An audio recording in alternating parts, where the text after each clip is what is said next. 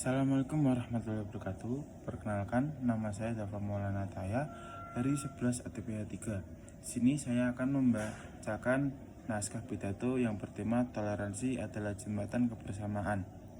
Assalamualaikum warahmatullahi wabarakatuh. Selamat pagi dan salam sejahtera bagi kita semua.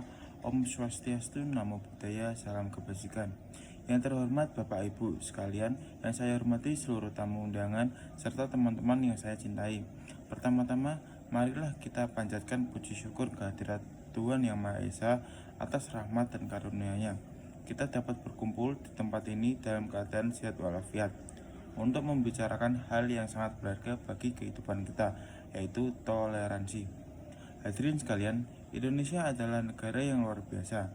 Di tanah ini hidup ratusan suku, bangsa, beragam bahasa, berbagai agama, dan kepercayaan yang berbeda-beda.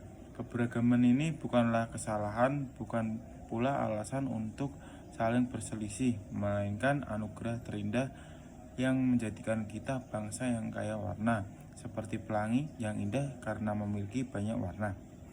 Namun, keberagaman ini menjadikan kekuatan besar jika kita melengkapinya dengan toleransi. Allah Subhanahu wa Ta'ala berfirman dalam surah Al-Hujurat ayat 13, "Wahai manusia, sungguh kami telah menciptakan kamu dari seorang laki-laki dan seorang perempuan. Kemudian kami jadikan kamu berbangsa-bangsa dan bersuku-suku agar kamu saling mengenal. Sesungguhnya yang paling mulia di antara kamu di sisi Allah adalah yang paling bertakwa." Ayat ini mengingatkan kita bahwa perbedaan itu disengaja agar kita saling mengenal, bukan saling menjauh. Lalu bagaimana sikap kita terhadap perbedaan itu? Rasulullah SAW bersabda dalam sebuah hadis riwayat Ibnu Abbas, "Agama yang paling dicintai Allah adalah agama yang lurus dan toleran." Apa itu toleransi? Toleransi bukan berarti kita harus menyamakan pendapat atau keyakinan dengan orang lain.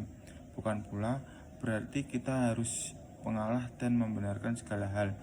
Toleransi adalah sikap menghargai, menghormati, dan memberi ruang bagi orang lain untuk berbeda, tanpa harus saling menekan atau membenci.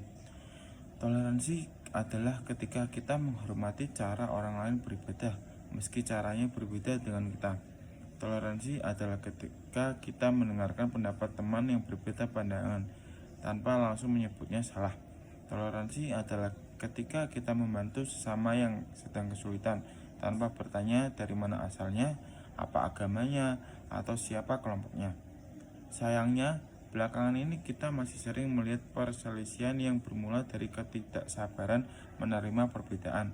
Ada keributan karena salah paham, ada permusuhan karena merasa paling benar, ada perpecahan karena tidak mau menghargai orang lain. Padahal perbedaan adalah hukum alam. Tidak ada dua orang yang persis sama di dunia ini. Jika kita tidak bisa saling bertoleransi, kita akan terjebak dalam egoisme yang hanya akan merugikan kita semua. Hadirin yang berbahagia, kita hidup di tengah masyarakat yang saling bergantung.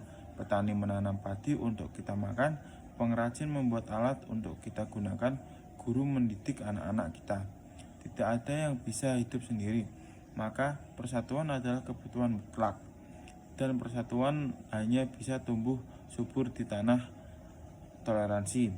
Sebagian warga negara kita harus saling terikat oleh semboyan negara kita, yaitu Bhinneka Tunggal Ika, yang artinya berbeda-beda tetapi tetap satu jua.